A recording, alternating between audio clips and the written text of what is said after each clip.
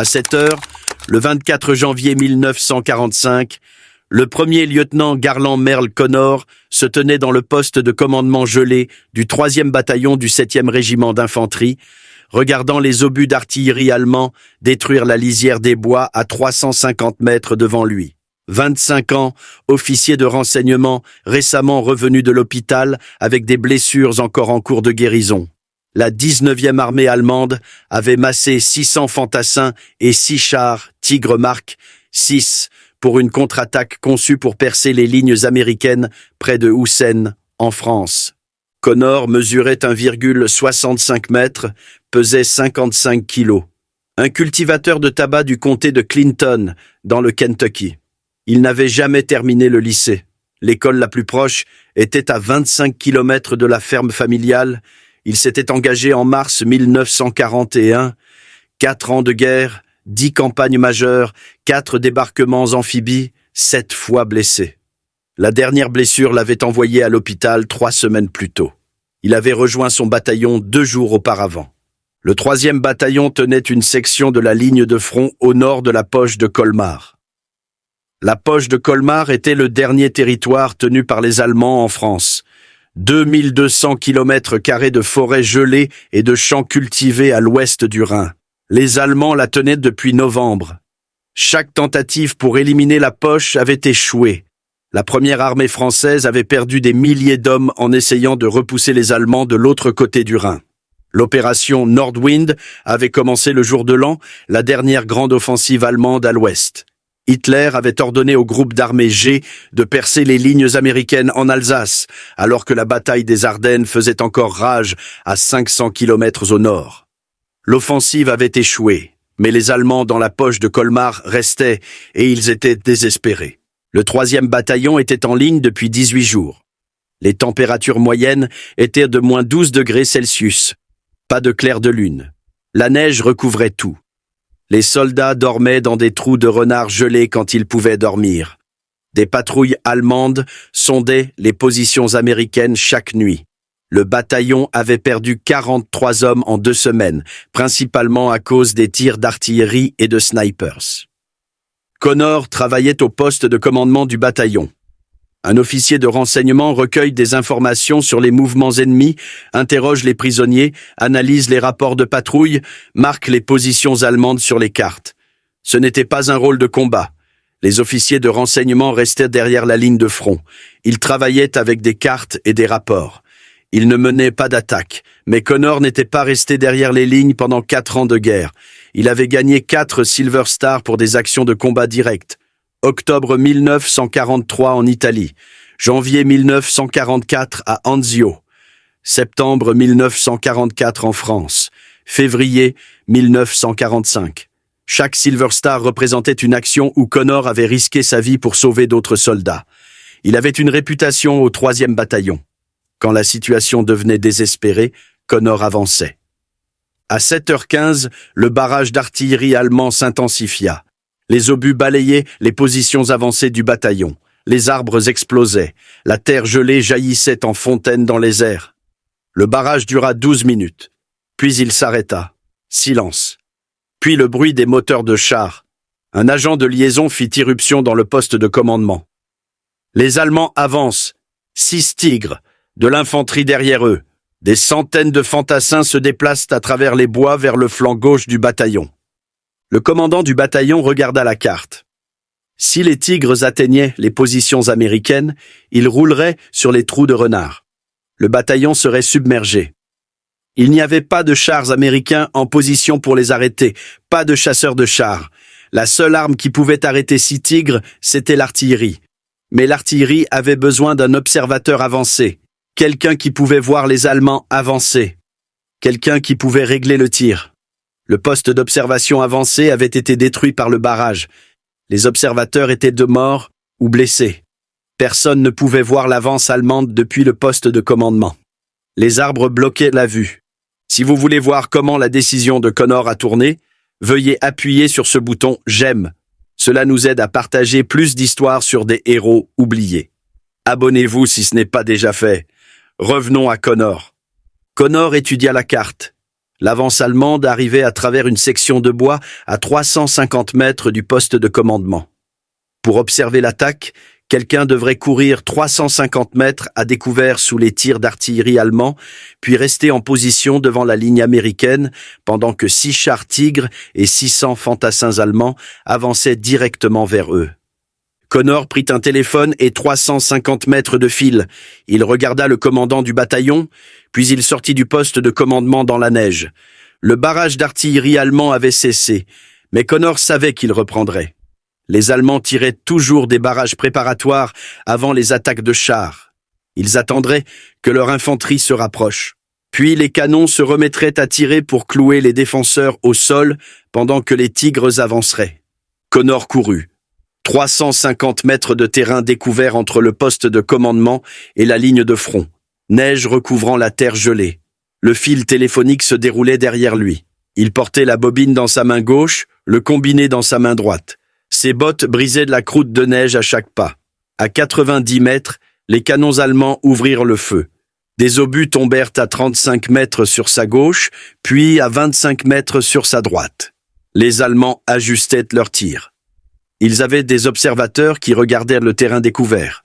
Ils pouvaient voir un soldat américain solitaire courant vers leur attaque. Un obus frappa un arbre 65 mètres devant. L'arbre explosa. Des éclats, des branches et des fragments de bois gelés pleuvaient. Connor continua de courir. Un autre obus tomba 20 mètres derrière lui. L'onde de choc le frappa comme un poing. Il trébucha mais ne tomba pas. Le fil continuait de se dérouler. À 230 mètres, un obus détruisit un arbre directement sur son chemin. Le tronc se fendit en deux. La moitié de l'arbre s'écrasa en travers de la neige. Connor enjamba le tronc sans s'arrêter. Des éclats d'obus avaient déchiré les branches. Des morceaux de métal brûlant sifflaient dans la neige. Un autre obus, celui-ci plus proche, 15 mètres sur sa gauche. De la neige gelée jaillit. Des mottes de terre gelées lui tombèrent dessus. L'onde de choc martela ses tympans.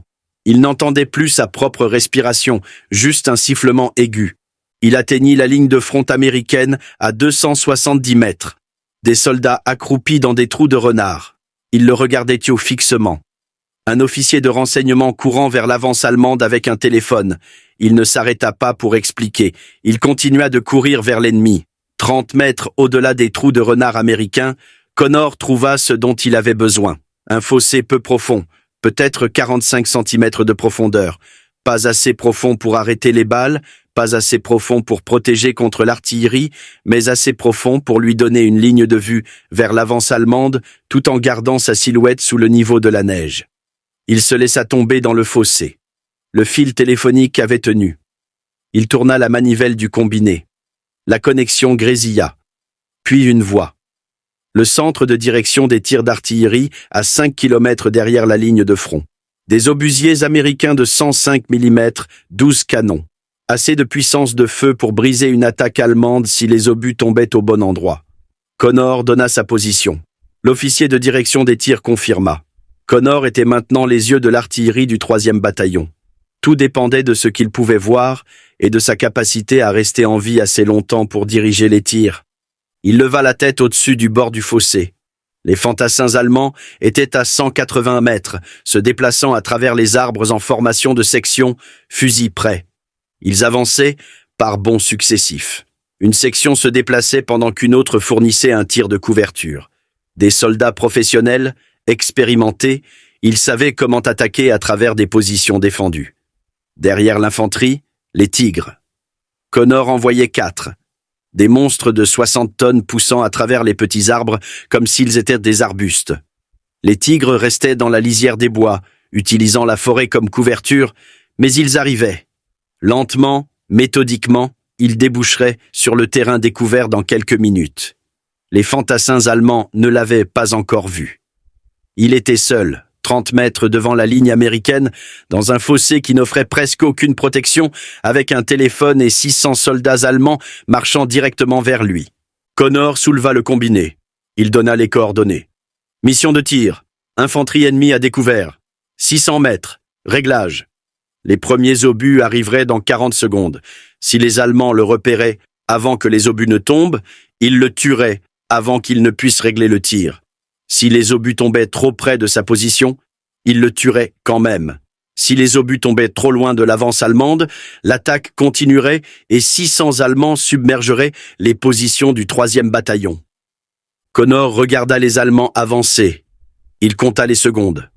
38, 39, 40. Le ciel hurla. 12 obus de 105 mm frappèrent la lisière des bois 140 mètres derrière l'infanterie allemande. Trop loin. Connor attrapa le combiné. Raccourcissez de 100. Tirez pour l'effet. L'infanterie allemande continuait d'avancer. Il n'avait pas réagi aux obus. De l'artillerie tombant derrière une avance était normal. Cela signifiait que les défenseurs tâtonnaient. Les Allemands savaient qu'ils avaient du temps avant que les Américains n'ajustent leurs tirs. Mais Connor ne tâtonnait pas. Il voyait chaque soldat allemand, chaque mouvement, chaque chef de section faisant signe à ses hommes d'avancer. La seconde salve arriva 18 secondes plus tard.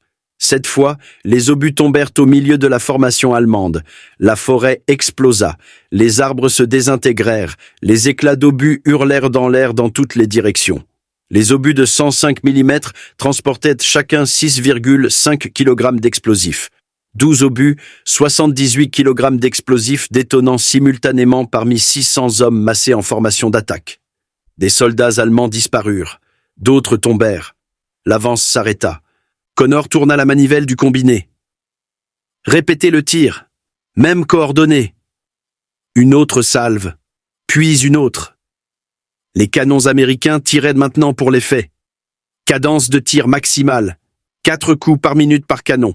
48 obus toutes les 60 secondes, martelant les mêmes 200 mètres carrés de forêt.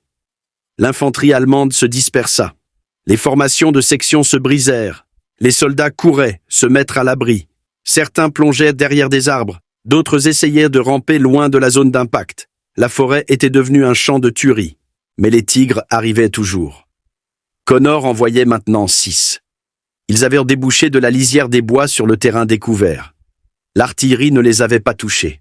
Les obus de 105 mm pouvaient endommager les chenilles ou les optiques d'un tigre, mais ils ne pouvaient pas pénétrer son blindage. Les tigres avaient besoin de coups directs, de multiples coups directs, et même là, les obus pouvaient ricocher. Les chars avançaient en formation en coin, 2 devant, 2 derrière eux, 2 autres fermant la marche. Les chefs de chars se tenaient dans les tourelles. Ils scrutaient la zone à la recherche de cibles, cherchant des positions américaines à engager. L'un des tigres tira. Le canon de 88 mm craqua comme le tonnerre. L'obus frappa un trou de renard américain à 270 mètres sur la droite de Connor. De la terre et de la neige explosèrent vers le haut. Les soldats dans ce trou de renard étaient morts. Un autre tigre tira. Un autre trou de renard fut anéanti. Les tigres étaient à 270 mètres de la ligne américaine. Dans 4 minutes, ils atteindraient les trous de renard. Une fois qu'ils auraient franchi la ligne défensive, le 3e bataillon s'effondrerait. Des tigres dans les arrières des positions américaines signifiaient la panique, la déroute. Des centaines de soldats courant. Les Allemands poursuivraient. Ils massacreraient les Américains en retraite, puis ils pousseraient plus loin dans le secteur de la 6e armée. Tout le front pouvait s'effondrer. Connor changea sa mission de tir. Blindé ennemi en approche, 250 mètres, ajustez le tir sur les chars. Le problème était la précision. L'artillerie n'était pas conçue pour tuer des chars. L'artillerie saturait des zones. Elle tuait l'infanterie à découvert. Elle détruisait les bâtiments. Elle coupait les lignes de communication. Mais les chars étaient des cibles petites, rapides, blindées. Les obus commencèrent à tomber autour des tigres. Un obus tomba à 9 mètres devant le tigre de tête. Le char traversa l'explosion. Un autre obus frappa derrière la formation. Les tigres continuaient d'arriver. Leur commandant savait que les 105 mm américains ne pouvaient pas les arrêter. Ils traverseraient de l'artillerie et entreraient dans les positions américaines. Connor avait besoin des obus plus près. Raccourcissez de 50. Tirez pour l'effet. La salve suivante tomba parmi les tigres. Un obus frappa la chenille droite du char de tête. La chenille cassa. Le tigre vira violemment à droite et s'arrêta. Immobilisé, mais toujours dangereux. La tourelle pivota. Le canon de 88 mm était toujours opérationnel. Un autre tigre prit un obus sur le compartiment moteur. De la fumée commença à s'échapper de l'arrière du char. L'équipage pourrait l'abandonner ou continuer le combat. Un tigre immobilisé avec un canon fonctionnel était toujours une forteresse. 4 tigres avançaient encore et ils avaient ajusté leur cap. Ils se dirigeaient vers la position de Connor. Les commandants de char avaient repéré ces flashs de bouche. Ils avaient vu le fil téléphonique. Ils savaient que quelqu'un dirigeait l'artillerie américaine et ils venaient pour le tuer. Connor vérifia le fossé. 45 cm de couverture. Pas assez pour arrêter un obus de 88 mm. Pas assez pour arrêter des tirs de mitrailleuse. Pas assez pour arrêter quoi que ce soit qu'un char Tigre puisse lui lancer. Les Allemands étaient maintenant à 140 mètres. Assez près pour que Connor puisse voir les marquages d'équipage sur les tourelles. Assez près pour voir les visages des chefs de char. Il souleva le combiné une fois de plus. « Tirez sur ma position !» L'officier de direction des tirs répéta les coordonnées. Connor confirma. L'officier lui demanda de confirmer à nouveau. Demander un tir d'artillerie sur sa propre position n'était pas une procédure standard. Cela signifiait que des obus amis tomberaient à quelques mètres de l'observateur. Cela signifiait que l'observateur pourrait mourir. Connor confirma une 3e fois. 40 secondes plus tard, les premiers obus tombèrent à 27 mètres devant son fossé. L'onde de choc fut comme être percutée par un camion. La pression de l'air changea, ses poumons se comprimèrent, sa vision devint floue. De la terre gelée et des éclats d'obus hurlèrent au-dessus de sa tête. Le bruit dépassait le tonnerre.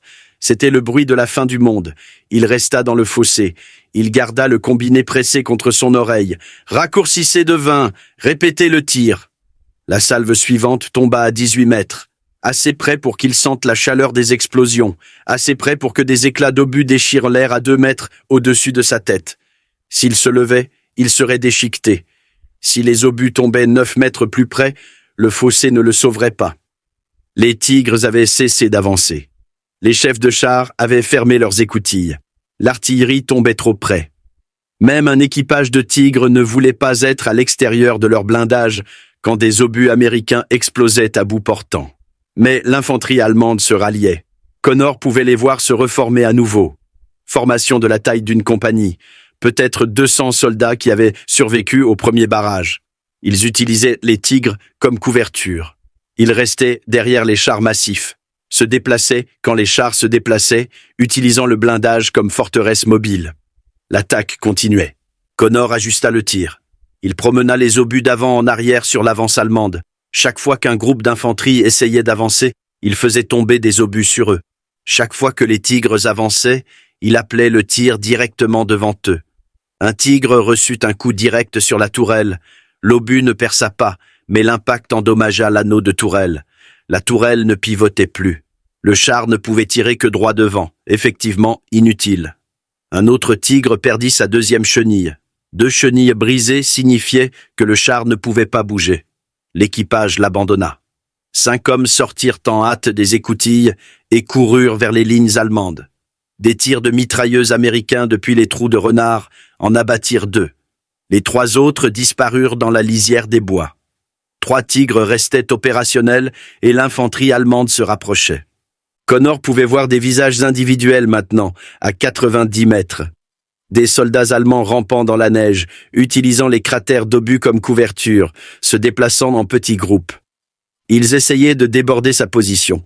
S'ils parvenaient à le contourner, ils pourraient couper le fil téléphonique. Une fois le fil coupé, l'artillerie s'arrêterait.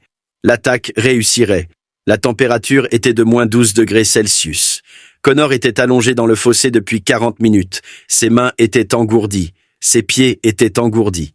Chaque fois qu'un obus tombait près, de la terre gelée pleuvait sur lui. Cela entrait dans ses yeux, dans sa bouche. Le combiné était glissant de glace, mais il continuait d'appeler les tirs. Un obus tomba à 15 mètres sur sa droite, puis un autre à 15 mètres sur sa gauche. Les Allemands l'avaient encadré. Leurs observateurs d'artillerie avaient repéré sa position avec précision. Ils essayèrent de le tuer par un tir de contre-batterie. Les obus allemands et les obus américains tombaient dans le même rayon de 90 mètres. Le fossé était devenu le point focal de 2 barrages d'artillerie. Les soldats dans les trous de renard du 3e bataillon pouvait voir ce qui se passait. Un lieutenant solitaire allongé dans un fossé devant la ligne américaine, appelant l'artillerie sur sa propre position. Des obus allemands essayant de le tuer. Des obus américains tombant si près que des fragments frappèrent le bord de son fossé. Et il ne bougeait pas, il ne courait pas. Il restait en place, réglant le tir, tuant des Allemands. L'infanterie allemande poussa à nouveau, maintenant à 75 mètres. Assez près pour que Connor entende leurs officiers crier des ordres. Assez près pour entendre la culasse de leurs fusils Mauser. Il rapprocha l'artillerie de 10 mètres supplémentaires. Les obus tombèrent entre lui et les Allemands qui avançaient. 55 mètres de sa position. Les ondes de choc le martelèrent. De la terre dégringola dans le fossé. Quelque chose frappa son épaule gauche. Un éclat d'obus ou une pierre. Il ne pouvait pas le dire. Son épaule devint engourdie. Il passa le combiné dans sa main droite. L'avance allemande s'arrêta encore, mais il ne reculait pas. Il cherchait un abri, attendant. Il savait que l'observateur d'artillerie américain devait être proche. Il savait que s'il pouvait le localiser, il pourrait le tuer. Et une fois qu'il serait mort, rien ne les arrêterait. Les 3 tigres restants commencèrent à avancer à nouveau. Ils s'étaient espacés de 50 mètres entre chaque char, se rendant plus difficiles à cibler. Ils étaient à 180 mètres des trous de renard américains.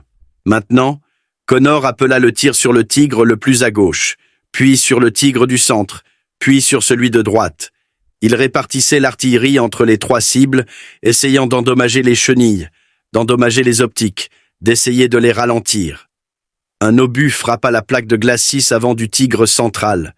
Le blindage tint, mais l'impact fit tressauter le char de 60 tonnes en arrière.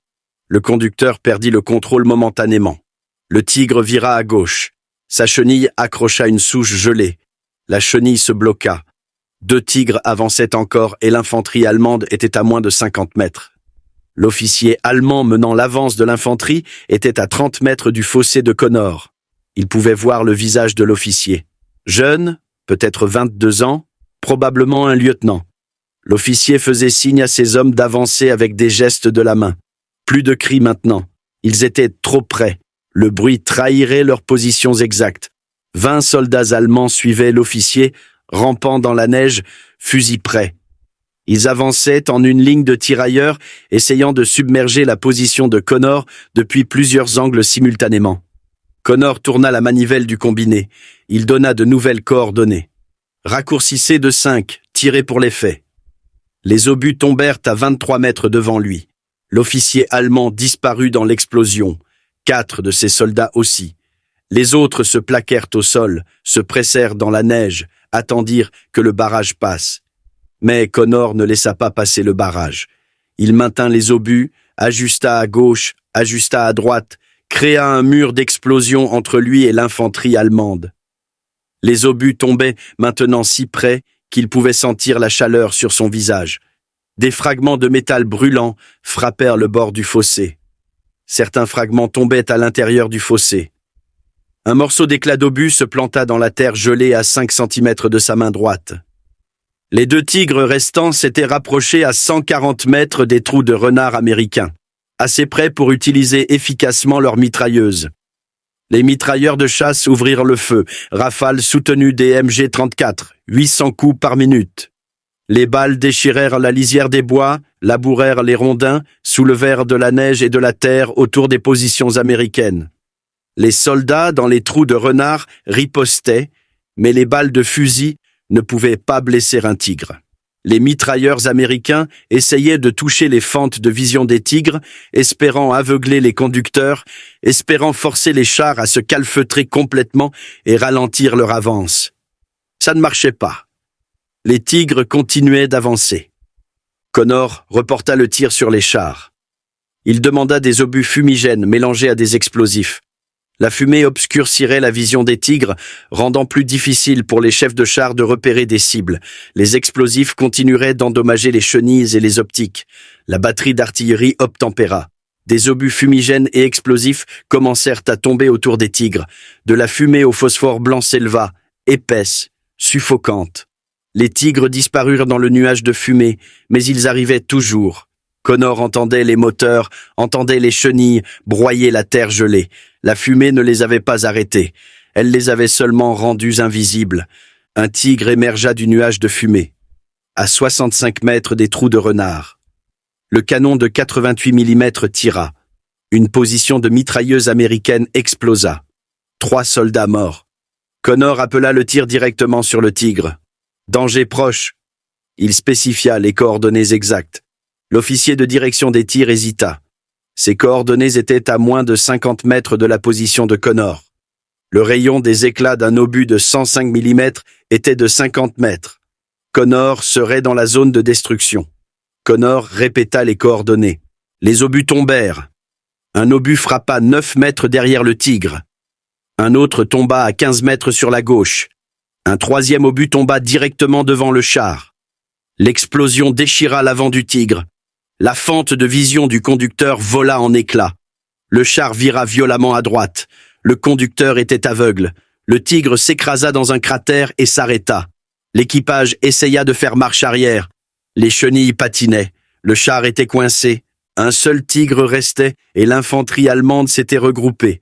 Ils avançaient à nouveau. Cette fois sous un angle différent, utilisant la fumée comme couverture. Connor ne pouvait pas les voir. Il pouvait seulement les entendre. Des voix dans la fumée. Des bottes crissant dans la neige, le clic métallique des culasses de fusil.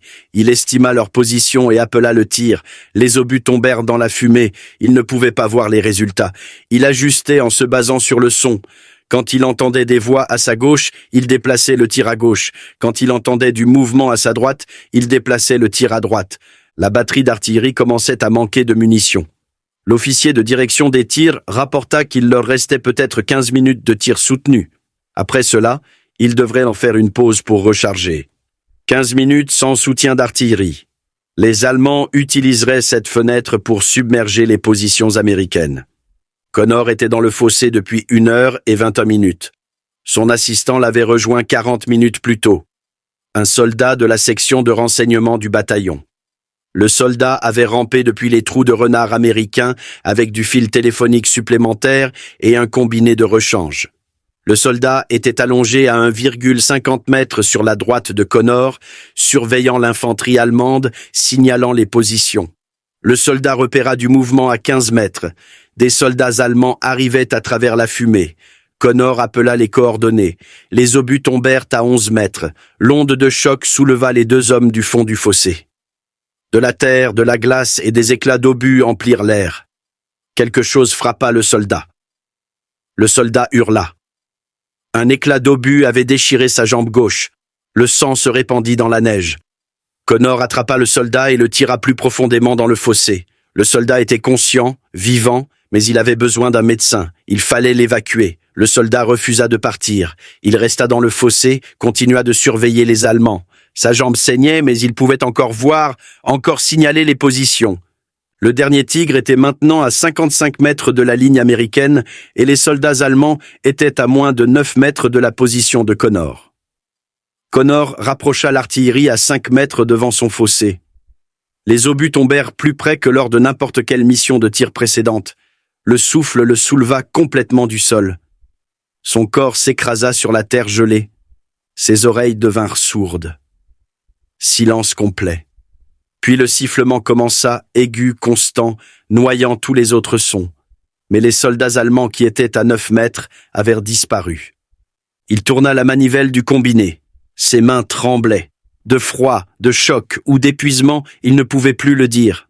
La voix de l'officier de direction des tirs traversa le combiné, faible, lointaine, comme s'il parlait depuis un autre monde. Connor ajusta le tir sur le dernier tigre. Le char était maintenant à 35 mètres des trous de renard américains, assez près pour que ses mitrailleuses puissent supprimer chaque position défensive, assez près pour que son canon principal puisse détruire les trous de renard un par un à bout portant. La tourelle du tigre pivotait, cherchant des cibles. Le chef de char avait son écouverture ouverte à nouveau. Il se tenait dans la tourelle, scrutant la ligne américaine, choisissant quelle position détruire en premier. Connor donna les coordonnées, demanda des explosifs, concentration maximale. Tous les canons que la batterie pouvait amener sur une seule cible, 12 obus arrivèrent tous simultanément. Le tigre disparut dans une tempête d'explosions.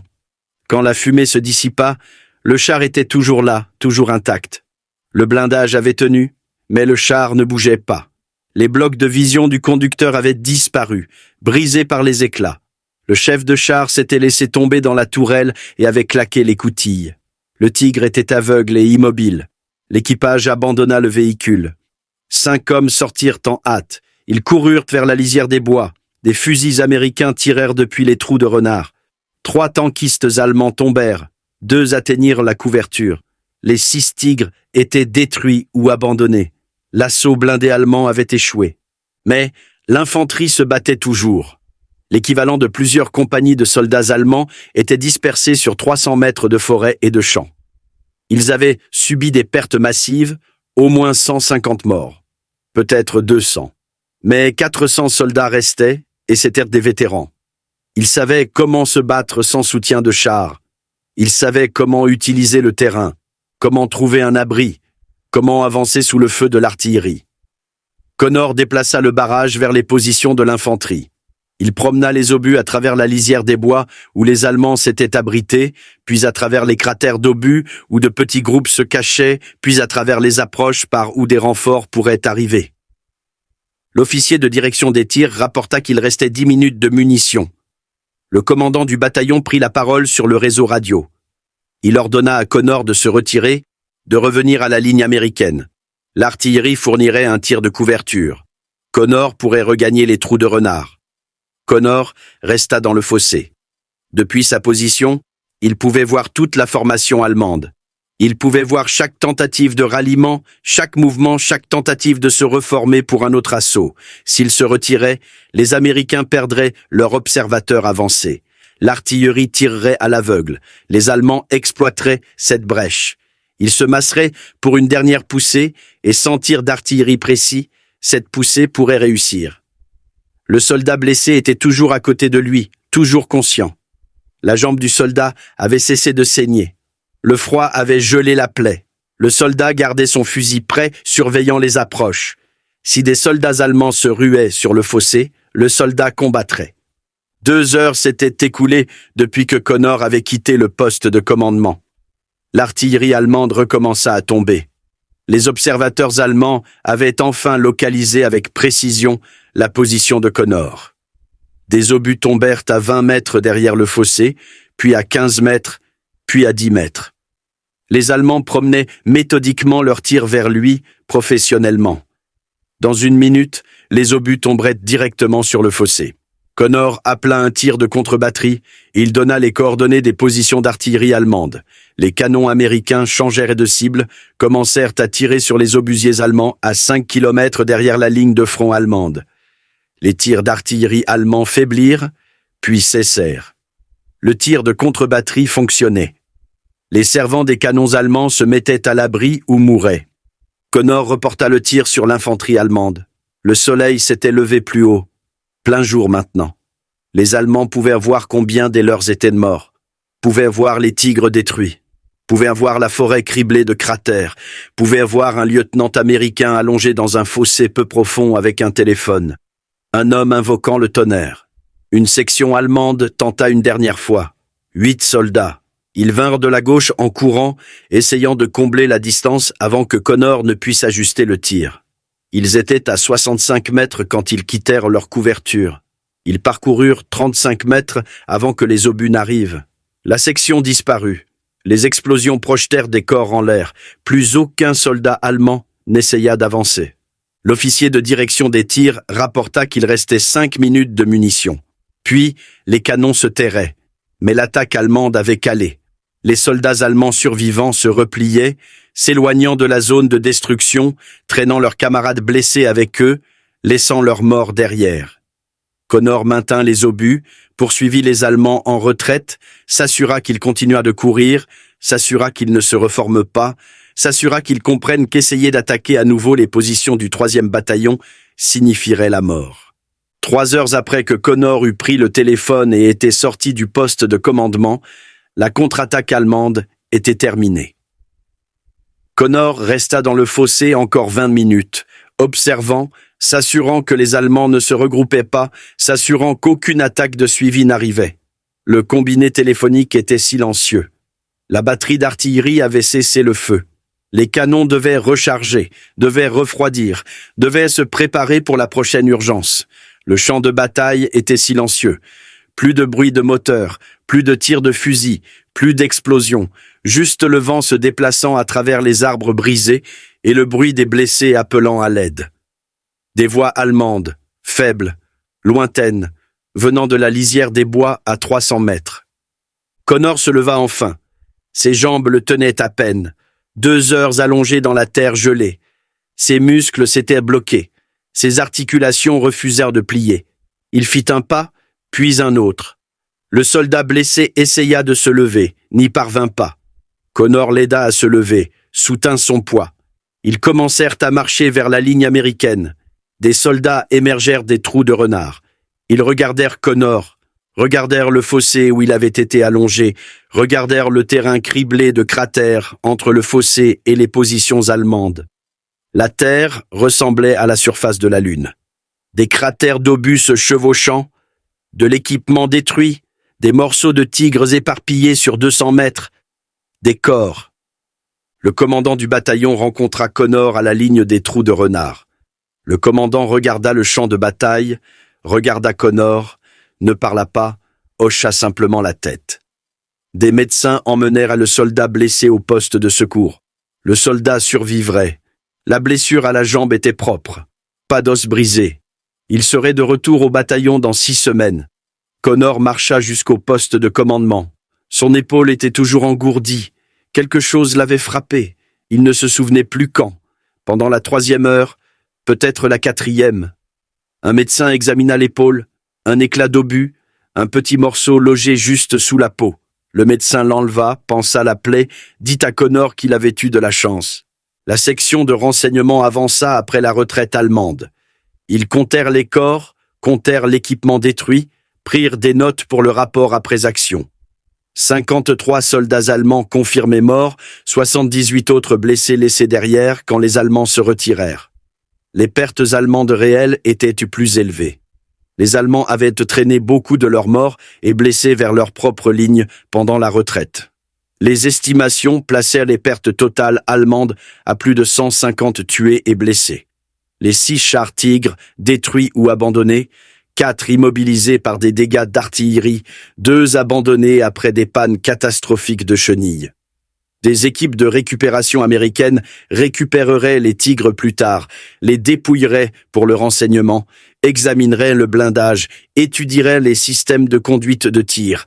Le 3e bataillon avait perdu 11 soldats tués, 23 blessés. La plupart des pertes étaient survenues avant que Connor n'atteigne le fossé. Pendant le premier barrage d'artillerie allemand, les Tigres avaient tué 3 autres Américains avant leur destruction. Après que Connor eut commencé à diriger l'artillerie, les pertes américaines avaient cessé. Le bataillon resta en ligne encore 8 jours. Les Allemands n'attaquèrent plus. Ils avaient perdu trop d'hommes, trop de chars. L'offensive de la poche de Colmar était terminée. La 19e armée passerait les 2 semaines suivantes à essayer de tenir ses positions pendant que la première armée française se préparait pour la poussée finale. Le 10 février 1945, le lieutenant-général Alexander Patch remit à Connor la Distinguished Service Cross. Patch était le commandant de la 7e armée. Il était venu au 3e bataillon spécifiquement pour remettre la décoration. La citation disait « Héroïsme extraordinaire lors de la contre-attaque allemande du 24 janvier ». Elle détaillait l'avance de Connor sous le feu, ses 3 heures à diriger l'artillerie depuis une position exposée, sa décision d'appeler le tir sur sa propre position quand les Allemands s'étaient approchés à quelques mètres. Le commandant du bataillon avait recommandé Connor pour la Medal of Honor. Les papiers étaient montés par la division, par le corps d'armée, par l'armée, mais le délai d'attribution était trop lent. Connor était renvoyé chez lui. Il avait été au combat pendant 28 mois consécutifs. Il avait été blessé 7 fois. L'armée le rapatriait aux États-Unis. Le 15 mars, Connor quitta la France. Il embarqua au Havre sur un transport de troupes. Arriva à New York 3 semaines plus tard. Il fut libéré honorablement le 22 juin 1945. La guerre en Europe avait pris fin le 8 mai. Connor était déjà chez lui, essayant déjà d'oublier. Albany, dans le Kentucky, organisa un défilé en son honneur en mai. La ville honorait son soldat de retour. Alvin York parla à la cérémonie. York était le récipiendaire le plus célèbre de la Medal of Honor de la Première Guerre mondiale. Il était venu de Pall Mall, Tennessee, à 80 km d'Albany. York comprenait ce que Connor avait fait, comprenait le poids de cet acte. Connor rencontra une femme au défilé, Pauline Wells. Elle avait 20 ans. Elle avait entendu les histoires sur le service de Connor, avait entendu les citations des médailles lues à haute voix pendant la cérémonie. Elle ne pouvait pas croire ces histoires, ne pouvait pas croire que le fermier silencieux d'1,65 m qui se tenait devant elle avait fait ce que les officiers décrivaient. Connor ne parlait pas de la guerre. Quand les gens demandaient, il disait qu'il avait laissé ses souvenirs de l'autre côté de l'océan Atlantique. Il ne les ramènerait pas chez lui. Il épousa Pauline le 9 juillet 1945. Ils vécurent à Indian Creek, à plusieurs kilomètres au nord d'Albany. Une ferme sans électricité, sans eau courante. Ils travaillaient la terre avec des mules et des chevaux, du tabac, du maïs, les mêmes cultures que la famille de Connor cultivait depuis des générations. En 1950, le gouvernement acheta leur propriété. Le lac Cumberland était en cours de création. Le réservoir inonderait leur ferme. Ils déménagèrent dans la communauté de Roland, dans le sud-est du comté de Clinton. Recommencèrent. Nouvelle terre, nouvelle culture, même vie. Connor devint président du Farm Bureau du comté de Clinton, occupa ce poste pendant 17 ans. Il aidait les autres agriculteurs, les conseillait sur la rotation des cultures, sur la conservation des sols, sur la façon de traiter avec la bureaucratie agricole. Il était actif dans les organisations d'anciens combattants, Paralyzed Veterans of America, Disabled American Veterans. Il voyageait dans les comtés voisins pour aider les vétérans à remplir des demandes de prestations. Il ne parlait jamais du 24 janvier 1945. Pauline lui demanda une fois, au début de leur mariage, ce qui s'était passé en France. Qu'avait-il fait pour gagner toutes ces médailles? Connor la regarda, dit qu'il avait fait ce qui devait être fait. C'était tout. Il n'élabora pas. Les médailles restèrent dans une boîte en carton à l'intérieur d'un sac de sport au fond du placard du salon. Pauline savait qu'elles étaient là. Elle les avait vues une fois. La Distinguished Service Cross, 4 Silver Star, la Bronze Star, les Purple Heart, la Croix de guerre française. Mais Connor ne les exposait jamais, n'en parlait jamais, ne les portait jamais. 53 ans passèrent. En 1996, un vétéran nommé Richard Chilton écrivit à la maison des Connor. Chilton faisait des recherches sur son oncle, le soldat Gordon Roberts. Roberts avait été tué à Anzio en janvier 1944. Chilton avait appris que Roberts avait servi avec Connor. Il voulait savoir si Connor se souvenait de quelque chose sur les derniers jours de son oncle. Connor invita Chilton à lui rendre visite. Ils s'assirent dans le salon. Connor avait 77 ans, diabétique, insuffisance rénale. Il lui restait peut-être 2 ans à vivre. Connor parla à Chilton d'Anzio, de Roberts. Connor avait transporté Roberts à un poste de secours après que Roberts eût été touché, était resté avec lui jusqu'à sa mort. En parlant, Connor se mit à pleurer. 52 ans plus tard, et le souvenir le brisait encore. Pauline suggéra que Chilton regarde dans les dossiers militaires de Connor. Il y aurait peut-être des informations sur Roberts. Elle sortit le sac de sport, la boîte en carton. Chilton l'ouvrit, vit les médailles, lut les citations. Ses mains se mirent à trembler. Il regarda Connor puis Pauline, dit une phrase, « Cet homme aurait dû recevoir la Medal of Honor ». Chilton commença le processus, remplit les papiers pour l'Army Board for Correction of Military Records, rassembla des témoignages oculaires d'hommes qui avaient servi avec Connor, construisit un dossier pour faire passer la Distinguished Service Cross au grade supérieur. La commission rejeta la demande en 1997, rejeta un appel en 2000. Connor mourut le 5 novembre 1998. Il avait 79 ans. Il fut enterré au Memorial Hill Cemetery à Albany. La Distinguished Service Cross partit avec lui. Mais Pauline ne s'arrêta pas. Elle recueillit plus de témoignages oculaires, trouva 3 soldats qui avait été dans les trous de renard le 24 janvier, qui avait regardé Connor dans ce fossé pendant 3 heures, qui avait vu ce qu'il avait fait.